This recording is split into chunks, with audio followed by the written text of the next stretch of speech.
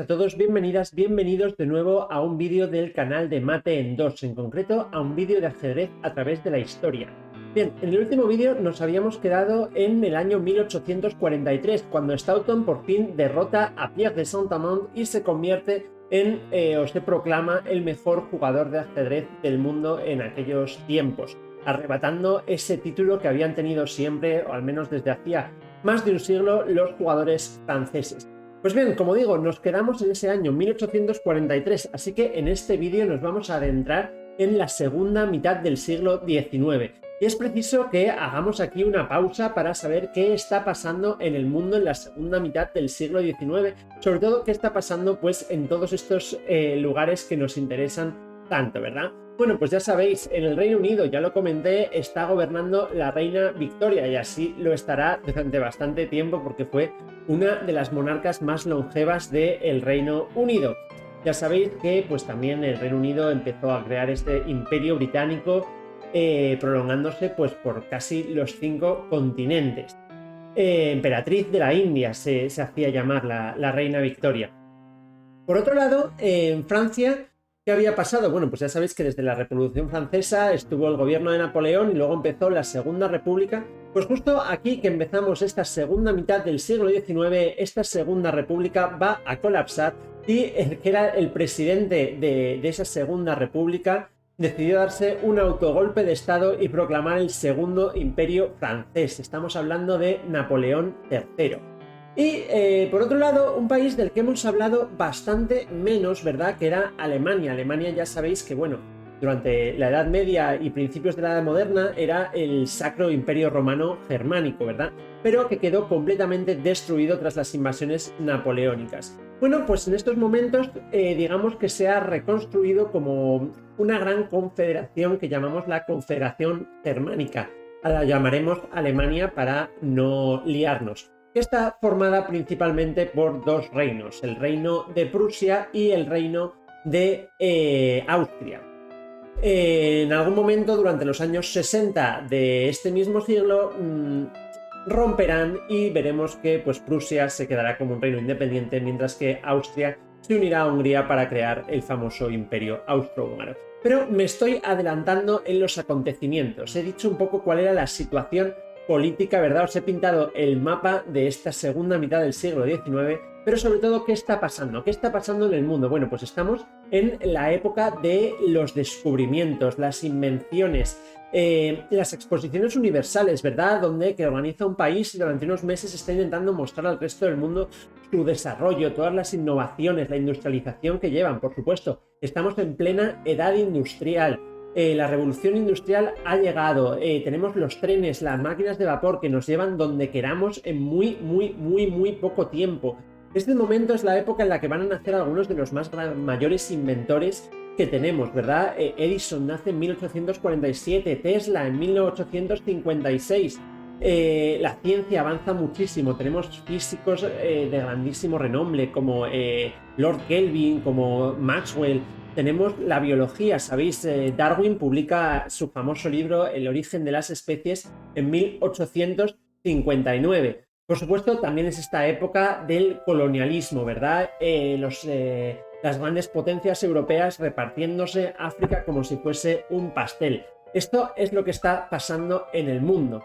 Y, por supuesto, algo que hemos olvidado bastante hasta ahora, pero también existía el continente americano, ¿verdad? Con los Estados Unidos y por supuesto todos esos países latinoamericanos. ¿Qué cambia? Pues que van a empezar a aparecer muchísimo más en nuestros capítulos de ajedrez.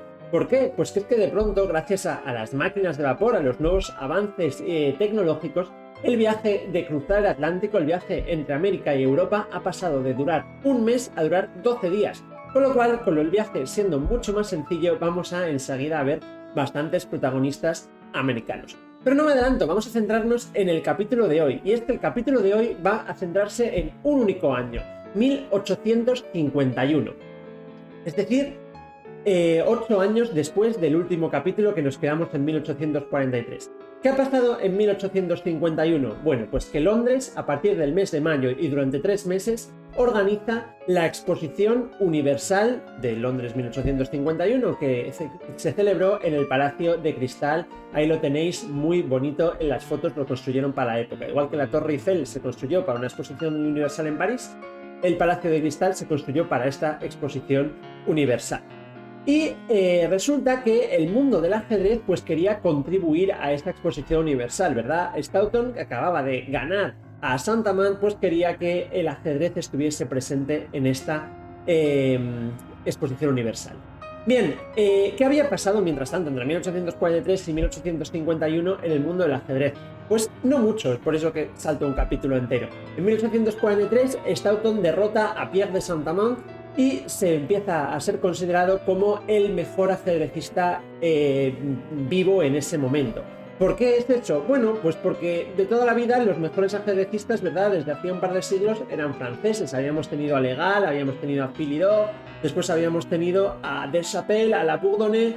Cuando desapareció, cuando murió Labourdonnais, pues Pierre de Saint-Amand era el mejor ajedrecista francés que quedaba. Y Stoughton le derrotó, entonces dijeron, bueno, pues Stoughton será el mejor ajedrecista que haya. Pero no todo el mundo le gustó esto. Mucha gente decía, oye, pero es que Pierre de Saint-Amand tampoco era tan bueno. Por ganar a Saint-Amand, Stoughton no tiene por qué ser el mejor. Y el caso es que, bueno, pues algunos, por ejemplo, Lionel Kieritsky intentó retar, ¿verdad? Intentó retar a Stoughton en 1846 a decir, oye, vamos a echar un match a ver quién es el mejor.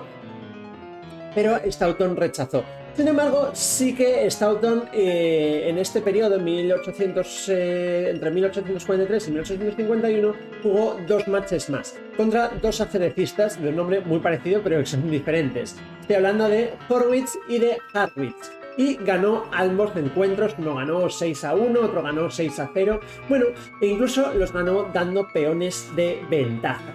Con lo cual parecía que sí, Stoughton, bueno, es desde luego uno de los mejores jugadores del mundo.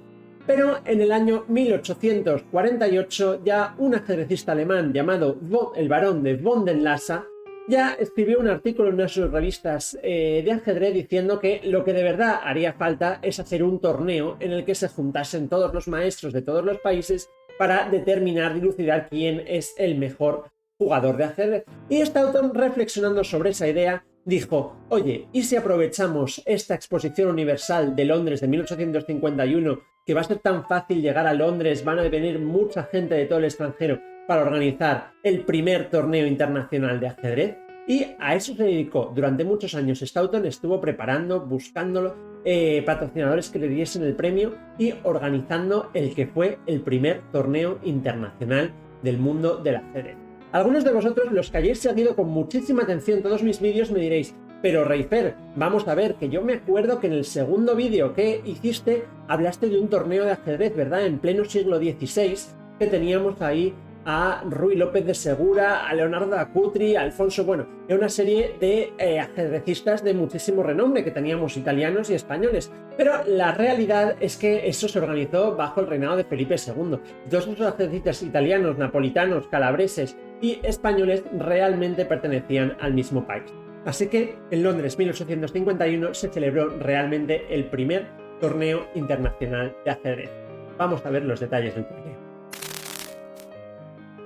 Bien, una de las primeras dificultades que tuvo Stoughton para organizar el torneo es, por supuesto, conseguir unos premios lo suficientemente atractivos como para que tanto viniesen maestros ajedrecistas de todo el mundo, o al menos de toda Europa, como para que, bueno, realmente fuese lo suficientemente prestigioso como para que el campeón del torneo pudiese ser considerado como el mejor ajedrecista del mundo.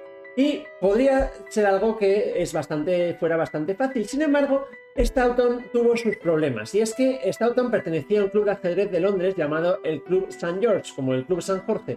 Y, sin embargo, el otro gran club de Londres era el London Chess Club. Estaban bastante, digamos, celosos de que les hubiesen concedido al Club St. George el derecho de organizar ese torneo. Y es que ese London Chess Club era precisamente el club os sonará George Walker, ¿verdad? Compañero de McDonnell que estuvo tan presente en el ajedrez londinense de principios de siglo. Y decidieron los miembros de ese club boicotear e intentar sabotear todo lo que pudiesen el torneo. Pese a eso, Staunton consiguió reunir la suma increíble de 500 libras de la época para premio. 500 libras de la época equivaldrían con la inflación a más de 55.000 libras de 2022, que en euros, para los que nos sigáis, son más de 63.000 euros en premios. Así que estuvo bastante bien. De hecho, de estos premios hay que decir que 100 de las 500 libras las enviaron como donación los jugadores del Café de la Gaillance, que pese a que no fuesen los franceses los mejores del mundo, seguía siendo un importantísimo centro de ajedrez. Y 100 libras más las envió el famoso nuestro amigo John Cochrane, que desde la India obviamente no podía ir a Londres para participar en el torneo, pero seguía siendo un entusiasta del ajedrez. Había reunido el dinero y dijo: oye, el 20% del premio lo pongo yo, os lo envío desde la India y espero que gane el mejor. Bueno, ahora vamos a ver los jugadores invitados al torneo y una brevísima biografía de cada uno, y si puede ser una imagen, pero no tenemos de todos, lo siento. Bueno, y esta fue la lista de invitados de hasta 5 países diferentes para este primer torneo internacional. Disculpad si pronuncio algunos de estos nombres mal, voy a hacer lo mejor que pueda. Desde Hungría, 3 invitados. Teníamos a Vincent Grimm, a Josef Sen y a Johann Löwenthal. De Alemania, 4 invitados. Adolf Andersen, Bernhard Horowitz, Karl Mayet y el barón von der Lasa. De Francia, únicamente 2 invitados, pero los conocéis. Tenemos a Pierre de Saint-Amand y a Leonid Kieseritsky. Desde Rusia, 3 invitados. Karl Janitz, Alexander Petrov, Ilya Sumov. Y por último, obviamente los anfitriones tenían más gente todavía invitada. Desde el Reino Unido, de Gran Bretaña e Irlanda, teníamos, por supuesto, al organizador Howard Staunton, a Henry Thomas Buckle, a Marmaduke Weevil, a Elijah Williams, al capitán Hugh Alexander Kennedy, a Samuel Newman y a Henry Bird. Estos fueron en principio los 19 invitados al torneo. Sin embargo, algunos de estos 19 jugadores invitados no pudieron participar. De hecho, hubo más invitados que no pudieron participar de los que se esperaba. Por ejemplo, Vincent Grimm, el húngaro, había participado en el año 1848 en la Revolución Húngara y, como perdieron, se tuvo que exiliar a Siria. Estaba en Alepo y no pudo participar. Es curioso añadir que el otro húngaro, Löwenthal, sí que había participado también en la misma revolución y también se había tenido que exiliar de Hungría, y de hecho él había huido a los Estados Unidos de América. Sin embargo, en cuanto le invitaron al torneo, dejó todo lo que tenía allí para venirse a Londres a jugar. Hay también que decir que nuestro protagonista del anterior vídeo, Pierre de Saint-Amand, no pudo participar en el torneo de Londres de 1851 porque, como visteis en el vídeo anterior, se fue a California durante la Edad de Oro a ejercer de cónsul de Francia en California. Con lo cual no pudo participar porque estaba, pues, por temas de trabajo, podemos decir. Tampoco pudieron acudir al torneo tanto el barón von der Lasa como desde Alemania, como Alexander Petrov desde Rusia. Los otros 2 rusos, Janitz y Sumov, sí quisieron participar, sin embargo no les dio tiempo a llegar, y es que llegaron demasiado tarde. Se ve que el transporte desde Rusia hasta Londres no estaba demasiado bien. De hecho, es curioso decir que Janitz llegó a Londres, pero llegó 2 meses más tarde de que el torneo hubiese terminado. Al menos Staunton jugó unas cuantas partidas con él, aunque fuera fuera del torneo, y perdió sonadamente Janitz. De hecho, ganó Staunton 7 partidas, perdió 2 partidas Staunton, las ganó Janitz, y hubo unas tablas. Así que hay que decir que posiblemente Janitz no hubiese ganado ese torneo, aunque hubiese llegado. Thomas Buckle, el segundo mejor jugador inglés de la época, tampoco pudo participar. No llegó, no sé dónde estaba, pero no llegó. Así que hubo que buscar algunos reemplazos. Sin embargo, como los reemplazos obviamente los tuvieron que buscar entre jugadores británicos, Y como la mayoría de los jugadores británicos más fuertes que ya no participaban eran parte del London Chess Club, que estaba boicoteando el torneo activamente, pues hubo una serie de jugadores que habrían sido bastante interesantes que jugasen, como por ejemplo Daniel Harwitz o el propio George Walker, que no pudieron jugar.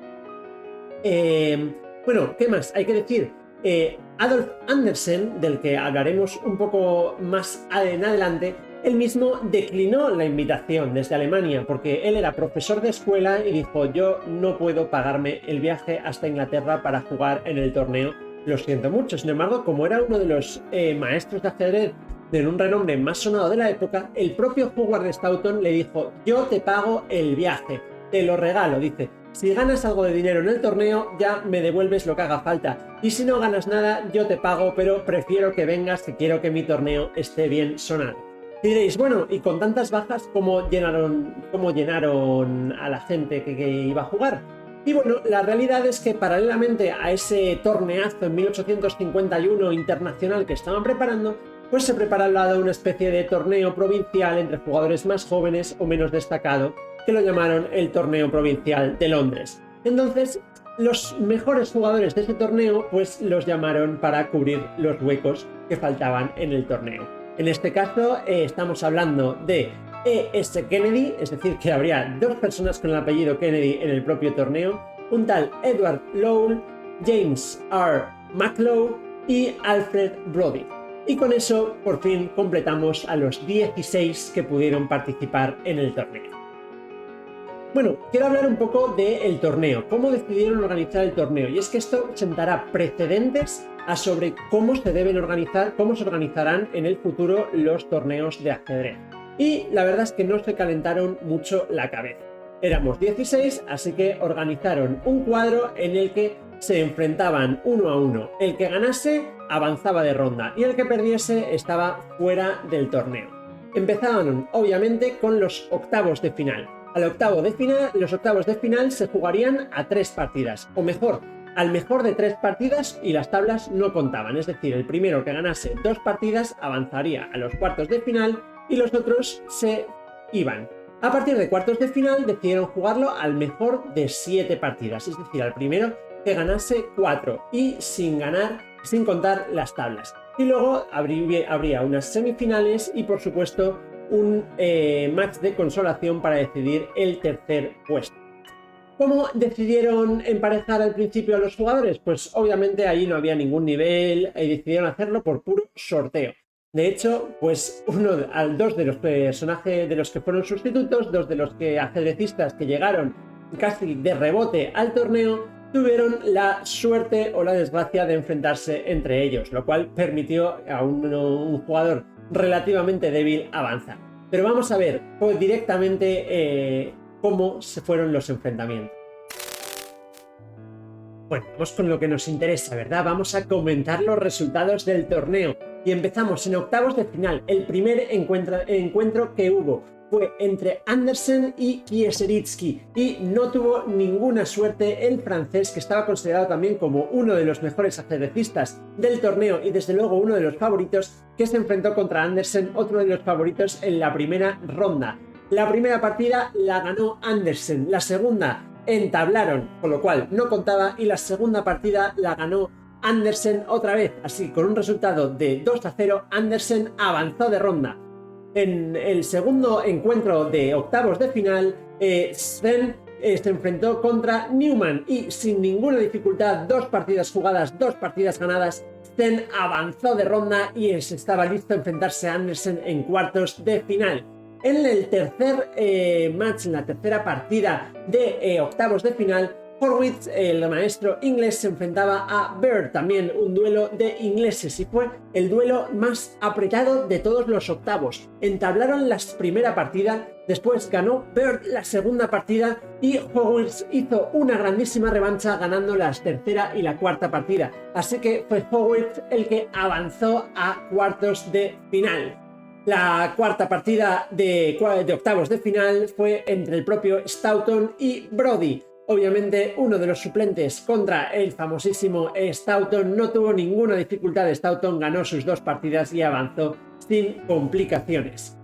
Al otro lado del cuadro, en octavos de final, teníamos a Williams enfrentándose al húngaro Löwenthal, que había venido desde Estados Unidos tras haber participado en la revolución solamente para jugar, y no tuvo suerte el maestro austríaco, dado que solo fue capaz de ganar la segunda partida, mientras que Williams le ganó la primera y la tercera, avanzando de esa manera a los cuartos de final. En la sexta partida de octavos de final, McLeod se enfrentaba a Kennedy. Dos de los suplentes con muchísima suerte, uno de los dos iba a avanzar y en este caso fue McLeod, ganando las dos partidas a Kennedy, con lo cual pudo pasar.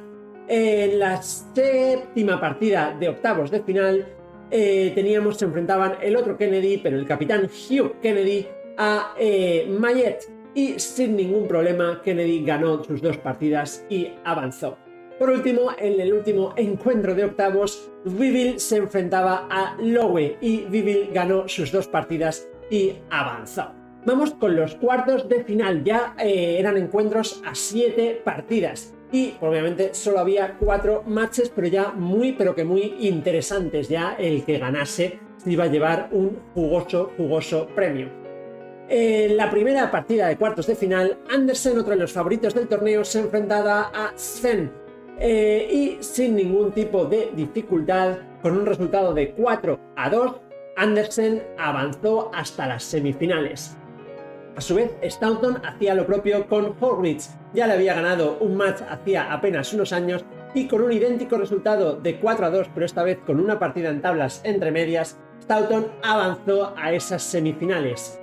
Williams contra McLeod no tuvo absolutamente ninguna dificultad, 4-0, y avanzó enseguida a las semifinales, mientras que Biville y Kennedy tuvieron un resultado bastante más parejo, 4-3 a favor de Biville, con unas tablas en el resultado. Y ya llegamos a las semifinales. Aquí ya todos iban a tener un premio bastante jugosito, pero aquí no nos estamos jugando un premio, sino el honor de decir: oye, soy yo el mejor jugador de ajedrez que he venido hasta aquí, he viajado hasta Inglaterra y he derrotado a los mejores campeones que tenemos. Andersen se enfrentaba contra Staunton, uno de los encuentros más anticipados, un maestro alemán contra Staunton, al que decían el mayor jugador del mundo, y sin embargo, con un resultado de 4-1 fue Andersen el que derrotó a Staunton sin apenas dificultades.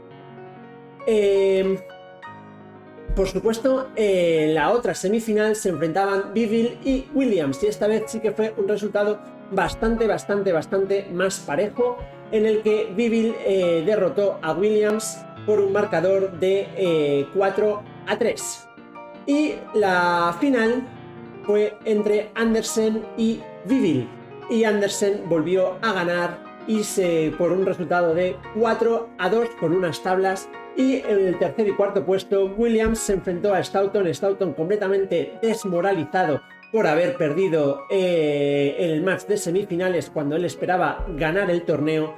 Perdió en un marcador también bastante ajustado, con 4 victorias para Williams, 3 victorias para Staunton y unas tablas. Por tanto, ¿cómo ha quedado el podio? Ha quedado Andersen en primer lugar, el que no podía venir al torneo y resulta que al final se lo pagaron y ganó, que se llevaba 183 libras de la época. Biville quedó segundo llevándose 55 libras de la época, Williams tercero con 39, Staunton cuarto con 27. También hay que decir que se jugaron el quinto, sexto puesto. Si os interesa, hay que decir que quinto quedó Sven llevándose 20 libras de la época, Hugh Kennedy quedó sexto llevándose 13 libras de la época, Horwitz quedó séptimo, se llevó 9 libras de la época, y McLeod quedó octavo llevándose 7 libras de la época. Y hasta aquí el torneo.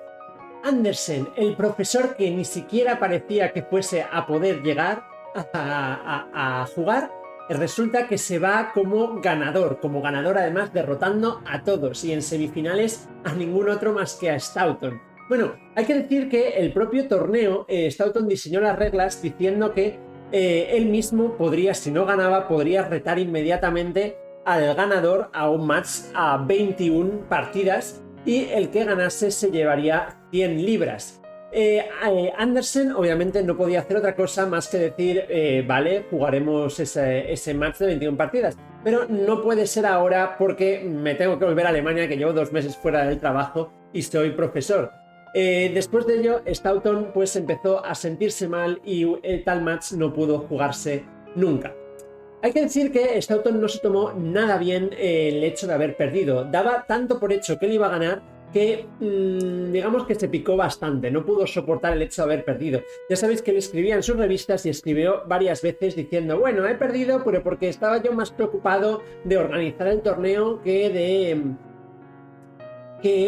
de jugarlo yo mismo. Y hay que decir que intentó desprestigiar todo lo que pudo a Andersen, al que le llamó simplemente el segundo mejor jugador de Alemania. Hay que decir que, bueno, cuanto más le desprestigies, peor para ti, que tú mismo eres el que ha perdido con él. Es verdad, hay que decir que Andersen antes, unos cuantos años antes del torneo, había perdido un match contra Von der Lass, entonces en aquellos tiempos era el segundo mejor jugador de Alemania, pero después de haber ganado ese torneo, no hay duda de que Andersen fue considerado el mejor jugador del mundo. Hay que decir que pasados unos meses, el club rival, ya sabéis, el club de George Walker, intentaron hacer otro torneo internacional, al que invitaron pues a bastante gente interesante. A quien invitaron, por ejemplo, fue a Andersen, que volvió a ganar ese torneo, así que no hay ninguna duda. Adolf Andersen era en aquellos tiempos el mejor jugador del mundo. ¿Y cómo jugaba Adolf Andersen? Bueno, pues tenía un estilo agresivo, táctico, de combinativo, precioso. Algunas de mis partidas de ajedrez favoritas son de Adolf Andersen. En concreto, una partida, desde mi punto de vista, la partida de ajedrez más bonita que se ha jugado nunca, fue precisamente Andersen contra Kierycki, pero sorprendentemente no fue una de las partidas del torneo, sino una partida de calentamiento que jugaron justo antes, jugaron allí en Londres en 1851, pero no del torneo, fue una partida de entrenamiento. Esta partida, que es tan bonita que entre los fans del ajedrez la llamamos la partida inmortal, será la que comente en el próximo vídeo. Y espero que no os lo perdáis porque de verdad es una verdadera obra de arte. Muchísimas gracias por haber visto el vídeo hasta aquí y nos vemos la semana que viene con la inmortal de Andersen. Felices fiestas a todos.